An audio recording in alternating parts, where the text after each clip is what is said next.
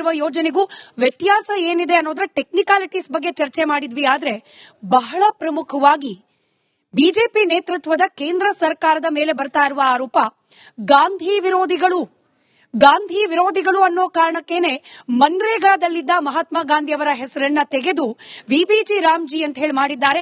ಯೋಜನೆಯಲ್ಲಿ ಸುಧಾರಣೆ ತರೋದೋಕೆ, ಆದ್ರೆ ಹೆಸರು ಬದಲಾವಣೆ ಯಾಕೆ ಅನ್ನೋ ಪ್ರಶ್ನೆ. ಈ ಪ್ರಶ್ನೆಗೆ ಇವತ್ತಿನ ಮಹಾಭಾರತ ಚರ್ಚಾ ಕಾರ್ಯಕ್ರಮದಲ್ಲಿ ಉತ್ತರವನ್ನ ಕಂಡುಕೊಳ್ಳೋ ಪ್ರಯತ್ನ ಮಾಡೋಣ. ಹೌದಾ, ಬಿಜೆಪಿ ನಿಜಕ್ಕೂ ಮಹಾತ್ಮ ಗಾಂಧಿ ವಿರೋಧಿ ಪಕ್ಷವ? ಆರ್ಎಸ್ಎಸ್ನ ಗೋಡ್ಸೆ ಸಿದ್ಧಾಂತವನ್ನ ಪ್ರತಿಪಾದಿಸುವ ಸಲುವಾಗಿಯೇ ಕೇಂದ್ರ ಸರ್ಕಾರದ ಯೋಜನೆಯಲ್ಲಿದ್ದ ಮಹಾತ್ಮ ಗಾಂಧಿ ಹೆಸರನ್ನ ಕೈಬಿಡಲಾಗಿದೆಯಾ? ಈ ನೇಮ್ ಚೇಂಜ್ ಪಾಲಿಟಿಕ್ಸ್ ನಲ್ಲಿ ಯಾವ ಪಕ್ಷದ ಕಾಂಟ್ರಿಬ್ಯೂಷನ್ ಎಷ್ಟಿದೆ? ಎಲ್ಲಾ ವಿಚಾರದ ಮಂಥನವನ್ನ ಇವತ್ತಿನ ಚರ್ಚಾ ಕಾರ್ಯಕ್ರಮದಲ್ಲಿ ಮಾಡೋ ಪ್ರಯತ್ನ ಮಾಡ್ತಾ ಹೋಗೋಣ. ಚರ್ಚೆಯಲ್ಲಿ ಬಿಜೆಪಿ ವಕ್ತಾರರಾದ ಅಜಿತ್ ಶೆಟ್ಟಿ ಅವರಿದ್ದಾರೆ, ನಮಸ್ಕಾರ, ಕಾರ್ಯಕ್ರಮಕ್ಕೆ ಸ್ವಾಗತ. ಚಿಂತಕರಾದ ಶಶಿಕಾಂತ್ ಯಡಳ್ಳಿ ಅವರಿದ್ದಾರೆ, ನಮಸ್ಕಾರ, ಕಾರ್ಯಕ್ರಮಕ್ಕೆ ಸ್ವಾಗತ. ಹಿರಿಯ ಪತ್ರಕರ್ತರು ಹಾಗೆ ರಾಜಕೀಯ ವಿಶ್ಲೇಷಕರಾದ ಬಸವರಾಜ್ ಇಟ್ನಾಳ್ ಸರ್ ಇದ್ದಾರೆ, ನಮಸ್ಕಾರ, ಕಾರ್ಯಕ್ರಮಕ್ಕೆ ಸ್ವಾಗತ ಸರ್. ಹಾಗೆ ಬಿಎಸ್ಪಿ ಮುಖಂಡರಾದ ಡಾಕ್ಟರ್ ಹಾರಾ ಮಹೇಶ್ ಅವರಿದ್ದಾರೆ, ನಮಸ್ಕಾರ, ಕಾರ್ಯಕ್ರಮಕ್ಕೆ ಸ್ವಾಗತ. ಎಂದಿನಂತೆ ಮಹಾಭಾರತ ಮೆಗಾ ಡಿಬೇಟ್ ನಲ್ಲಿ ನಮ್ಮ ಜೊತೆಯಲ್ಲಿ ವಿವಿಧ ಪಕ್ಷಗಳ ಕಾರ್ಯಕರ್ತರಿದ್ದಾರೆ, ಹಾಗೆ ಆಡಿಯನ್ಸ್ ಇದ್ದಾರೆ. ನಮಸ್ಕಾರ, ಎಲ್ಲರಿಗೂ ಕಾರ್ಯಕ್ರಮಕ್ಕೆ ಪ್ರೀತಿಯ ಸ್ವಾಗತ. ಅಜಿತ್ ಸರ್, ತಮ್ಮಿಂದಲೇ ಕಾರ್ಯಕ್ರಮವನ್ನು ಪ್ರಾರಂಭ ಮಾಡ್ತಾ ಇದ್ದೀನಿ. ಈ ಯೋಜನೆಯ ಹೆಸರಿನ ಬದಲಾವಣೆ ವಿಚಾರ ಕೇಂದ್ರದ ಮಟ್ಟದಲ್ಲಿ ಯಾವಾಗ ಪ್ರತಿಭಟನೆಯ ಸ್ವರೂಪವನ್ನ ಪಡೆಯಿತು, ಕಾಂಗ್ರೆಸ್ನ ಆರೋಪ ಇದ್ದಿದ್ದು ಬಿಜೆಪಿ ಅಥವಾ ಆರ್ಎಸ್ಎಸ್ ಬೆಂಬಲಿತ ಬಿಜೆಪಿಯ ಐಡಿಯಾಲಜಿ ಏನಿದೆ, ದೇ ಕಿಲ್ಡ್ ಗಾಂಧಿ ಫಸ್ಟ್, ಗಾಂಧಿಯನ್ನ ಮೊದಲು ಕೊಂದ್ರು, ಈಗ ಗಾಂಧಿಯವರ ಹೆಸರನ್ನ ಕೊಲ್ಲಲಿಕ್ಕೆ ಹೊರಟಿದ್ದಾರೆ ಅಂತ ಹೇಳಿ. ಏನ್ ಹೇಳ್ತೀರಿ ಇದಕ್ಕೆ? ನೋಡಿ, ಕಾಂಗ್ರೆಸ್ ಆರೋಪ ಮಾಡ್ತಾನೆ ಬರ್ತಿದೆ. ಕಾಂಗ್ರೆಸ್ ಆರೋಪಕ್ಕೆ ಜನ ಎಷ್ಟು ಬೆಲೆ ಕೊಡ್ತಾರೆ ಅನ್ನೋದು ಕಳೆದ 10 ವರ್ಷದ ಚುನಾವಣೆಯಲ್ಲಿ ನಮಗೆ ಗೊತ್ತಾಗಿದೆ. ಸೊ ಕಾಂಗ್ರೆಸ್ ಆರೋಪಕ್ಕಿರುವ ಬೆಲೆ ಅಷ್ಟೇ. ಈಗ ಬಿಬಿಜಿ ರಾಮ್ಜಿ ಬಿಲ್ ಅಲ್ಲಿ ಗಾಂಧಿಯವರ ಹೆಸರಿಲ್ಲ ಅನ್ನುವುದು ಕಾಂಗ್ರೆಸ್ ಅವರ ಆರೋಪ. ಇನ್ನೊಂದು ವಿಚಾರ, ಗಾಂಧಿಯವರ ಹೆಸರು ಇಟ್ಟು ಕೂಡಲೇ ಆ ಯೋಜನೆ ಗಾಂಧಿಯವರ ಸದಾಶಯದ ಯೋಜನೆ ಆಗುವುದಿಲ್ಲ. ಅದರ ಇಂಪ್ಲಿಮೆಂಟೇಷನ್ ಕೆಳಗಡೆ ಹೇಗಾಗ್ತದೆ? ಗಾಂಧೀಜಿ ಅವರು ಏನ್ ಹೇಳಿದ್ರು, ಅವರ ಆಶಯ ಏನಾಗಿತ್ತು, ಆ ಆಶಯಗಳನ್ನ ತಳಮಟ್ಟದಲ್ಲಿ ಹೇಗೆ ಇಂಪ್ಲಿಮೆಂಟ್ ಮಾಡ್ತೀರಿ ಅನ್ನೋದ್ರ ಮೇಲೆ ನೀವು ಗಾಂಧಿಯ ತತ್ವವನ್ನ ಎಷ್ಟು ಪ್ರತಿಪಾದನೆ ಮಾಡ್ತೀರಿ ಅಂತ. ಕೇವಲ ಹೆಸರು ಇಡುವುದರಿಂದ ಯಾವುದೂ ಆ ವ್ಯಕ್ತಿಯ ಆಶಯಕ್ಕೆ ಸರಿಯಾಗಿ ಆಗುದಿಲ್ಲ. ಉದಾಹರಣೆಗೆ, ಈ ಯೋಜನೆಯಲ್ಲಿ ಗಾಂಧೀಜಿ ಏನ್ ಹೇಳ್ತಾರೆ? ಗ್ರಾಮ ಸ್ವರಾಜ್ ಅಂತ ಹೇಳ್ತಾರೆ. ಎಲ್ಲಿವರೆಗೆ ದೇಶದ ಹಳ್ಳಿಗಳಲ್ಲಿ ನೀವು ಅವರು ಸ್ವಾವಲಂಬಿಗಳಾಗುವುದಿಲ್ಲ, ಅವರು ಗಟ್ಟಿಯಾಗುವುದಿಲ್ಲ, ಅಲ್ಲಿವರೆಗೆ ದೇಶ ಗಟ್ಟಿಯಾಗುವುದಿಲ್ಲ ಅಂತ ಹೇಳ್ತಾರೆ. ಈ ಯೋಜನೆಯ ಮೂಲ ಆಶಯವೇ ಪಂಚಾಯತ್ ಮೂಲಕ ದೇಶದ ಅಭಿವೃದ್ಧಿ ಅಂತ. ಏನ್ ಹೇಳ್ತಾರೆ ಇಲ್ಲಿ?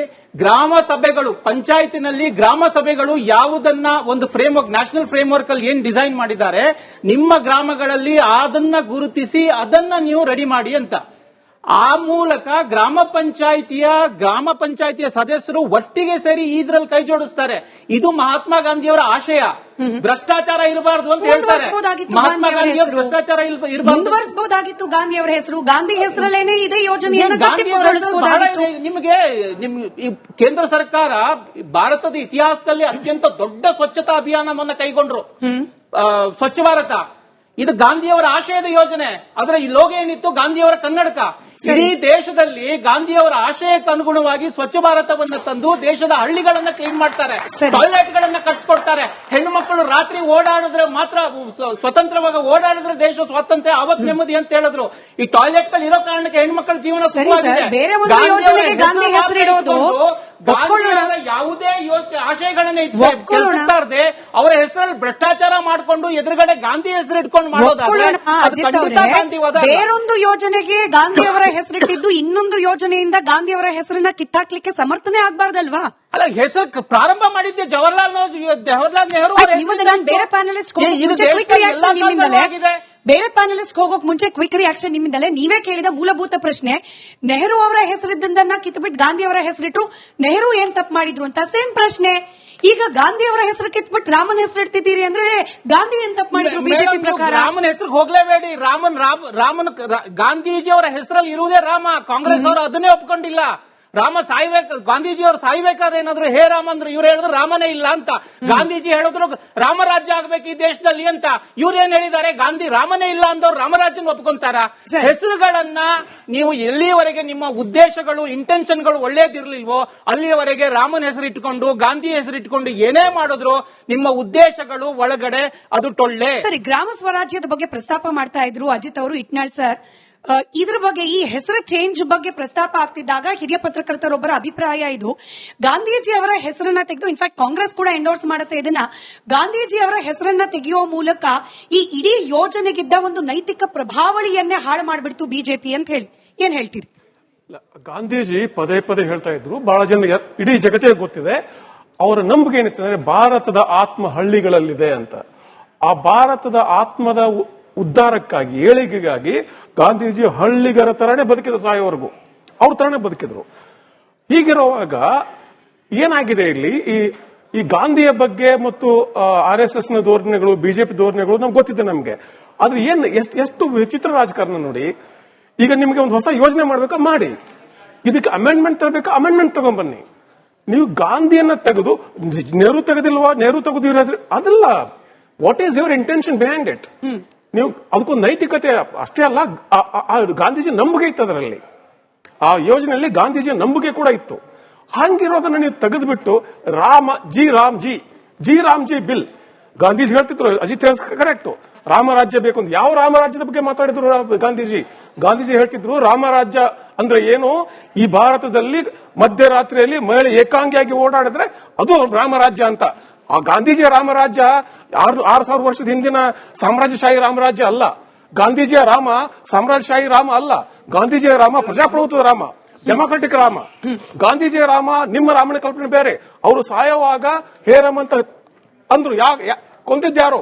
ಕೊಂದವ್ರ ಹೆಸರಲ್ಲಿ ಒಂದು ರಾಮ ಇದೆ, ನಾಥುರಾಮ್ ಗೋಡ್ಸೆ, ಅವನು ರಾಮನೇ. ಆ ರಾಮನ ಭಕ್ತರು ನೀವು.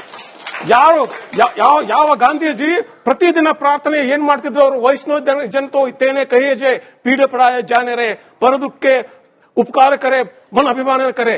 ಇದು ವೈಷ್ಣವ ಜನ ಮಾತಾಡ್ತಿದ್ರು. ರಘುಪತಿ ರಾಘವ ರಾಜಾರಾಮ್ ಇವರು ಹಾಡುಗಳು. ಇಡೀ ಒಂದು ಹಿಂದೂ ಮತ್ತು ಹಿಂದುತ್ವದ ಐಕಾನೋಗ್ರಫಿಯಲ್ಲಿ ಸಂಪೂರ್ಣ ಭಾರತವನ್ನು ಕಟ್ಟಿದ ಗಾಂಧೀಜಿಯನ್ನ ರಾಮನನ್ನು ನಂಬಿದ ಚಿಂತಕ ಹೇಗೆ ಕೊಂದ? ಅಂದ್ರೆ ನಿಮ್ಮ ರಾಮ ಯಾರು? ನಿಮ್ಮ ರಾಮ ಯಾರು? ಗಾಂಧೀಜಿ ರಾಮ ಯಾರು? ಇದು ಸಮಸ್ಯೆ. ಸರಿ, ಅದಕ್ಕೆ ಅವ್ರು ಉತ್ತರ ಕೊಡ್ಲಿಕ್ಕೆ ಮುಂಚೆ ಶಶಿಕಾಂತ್ ಯಡ್ಡಳ್ಳಿ ಸರ್ನ ಪ್ರಶ್ನೆ ಮಾಡ್ತೀನಿ. ಈಗ ವಿರೋಧ ಮಾಡ್ತಿರೋರೇನು ಗೋಡ್ಸೆ ಸಿದ್ಧಾಂತದವರು, ಹಾಗಾಗಿ ಗಾಂಧಿ ಹೆಸರನ್ನ ತೆಗಿತಿದ್ದಾರೆ. ಹಂಗೆ ನಿಜವಾಗ್ಲೂ ಗೋಡ್ಸೆ ಸಿದ್ಧಾಂತದವರಿಗೆ ಗೋಡ್ಸೆ ಸಿದ್ಧಾಂತವನ್ನೇ ಪ್ರತಿಪಾದಿಸಬೇಕು ಅನ್ನೋಂಗಿದ್ರೆ ವಿಬಿಜಿ ರಾಮ್ಜಿ ಬದಲು ಗೋಡ್ಸೆಜಿ ಅಂತ ಇಡ್ತಾ ಇದ್ರು. ಇಟ್ಟಿಲ್ಲ ಹೆಸರು ಗೋಡ್ಸೆದು. ಇಡೀ ಭಾರತದ ದಂಗೆ ಹೇಳ್ತಿದ್ರು ಜನ. ನೀವು ಒಬ್ಬ ಗಾಂಧಿ ಹಂತಕನ ಹೆಸರನ್ನ ನೀವು ಇಟ್ಟಿದ್ರೆ ಅಂತ ಜನ ಒಪ್ಕೊಳ್ಳೋದಿಲ್ಲ. ಅವ್ರು ಯಾವತ್ತೂ ಹಲವಾರು ಸರ್ತಿ ಪ್ರಯತ್ನಗಳನ್ನ ಮಾಡಿದ್ರು ಸಹಿತ ಇವತ್ತವರೆಗೂ ಜನರು ಗಾಂಧಿಯನ್ನ ಎದೆಯಲ್ಲಿ ಆತ್ಮದಲ್ಲಿ ಇಟ್ಕೊಂಡಿದ್ದಾರೆ. ನಮ್ಮ ಭಾರತದ ಜನ ಇವತ್ತವರೆಗೂ 185 ದೇಶದಲ್ಲಿ 150 ದೇಶದಲ್ಲಿ ಗಾಂಧಿ ಪ್ರತಿಮೆಗಳಿದ್ದಾವೆ, ಗಾಂಧಿ ಅಧ್ಯಯನ ಕೇಂದ್ರಗಳಿದ್ದಾವೆ. ಅದು ಬಿಟ್ಟರೆ ಬೇರೆ ಯಾವ್ದಾದ್ರು ಒಬ್ಬರು ನಾಯಕನ ಹೆಸರನ್ನು ಹೇಳಿ ಬೇರೆ ಬೇರೆ ದೇಶಗಳಲ್ಲಿ ಬೇರೆ ಬೇರೆ ಮೂರ್ತಿಗಳು ಪುತ್ಥಳಿಗಳು ಇರೋದನ್ನ. ಗಾಂಧಿ ಅನ್ನೋದು ಬರೀ ಭಾರತಕ್ಕೆ ಮಾತ್ರ ಅಲ್ಲ, ಇಡೀ ವಿಶ್ವಕ್ಕೆ ನಿಜವಾದ ವಿಶ್ವಗುರು ಏನಾದ್ರೂ ಇದ್ರೆ ಮಹಾತ್ಮ ಗಾಂಧಿ ಮಾತ್ರ ಅನ್ನೋದು ನೆನಪಿಟ್ಕೊಳ್ಳಿ.